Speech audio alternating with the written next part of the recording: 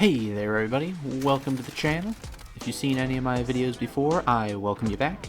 And any of you who are new, I really hope you find something you like and decide to stay a while. Today we continue our gun workshop series, a series where I suggest close and long range builds for all the guns in Modern Warfare. Today we're moving on with the RAM-7, my favorite 5.56 assault rifle in Modern Warfare. This gun has a crazy high fire rate with the power necessary to dominate the battlefield. As always, we'll start off with my close range variant, which I call the Viper. This build is all about aiming speed and getting some quick twitch style shooting that Call of Duty is typically known for.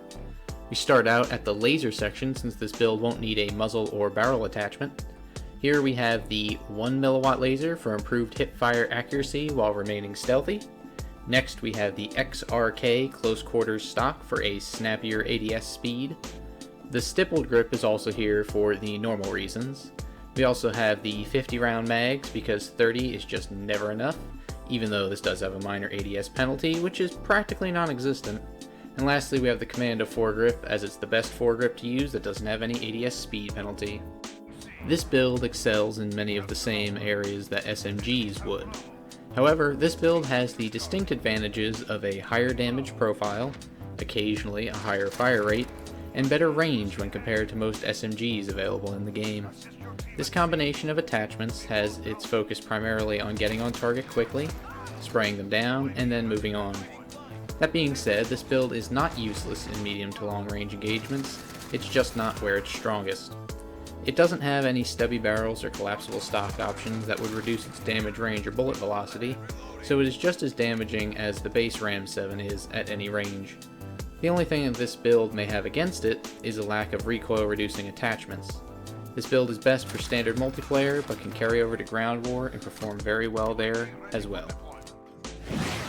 Next up, we'll take a look at my long-range RAM-7, dubbed the Warrior. This is my go-to weapon for use in Warzone and ground war. Starting off, we have the monolithic suppressor on here to keep us off the radar and to keep attention off of us. In addition, this is the only muzzle-mounted suppressor to increase our damage range, which is always good. After that, we have the FSS Ranger Barrel, the longest barrel for the RAM. This is used to further extend our effective range and to heavily reduce our recoil at the cost of some mobility. As always, we throw the stippled grip on the back there, followed by the 50 round mags because the base 30 dries up way too fast. And lastly, we use the operator foregrip to again reduce recoil and keep us more stable as well. This build is great for engaging enemies at medium to longer ranges, as the virtual zero recoil, high rate of fire, and solid damage per shot will melt most enemies very quickly. While this build was customized from the ground up to be my best Warzone weapon, it can fare well in standard multiplayer as well, as you can see here. The 50 round mags makes taking on multiple opponents a breeze, and the stippled grip tape helps out the already very good ADS speed of the weapon, so it can still snap onto target very quickly. Overall, this build has very few downsides, aside from maybe some mobility loss.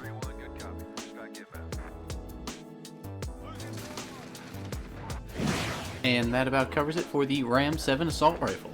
This is my second favorite weapon in the game, and my absolute #1 choice for Warzone loadout.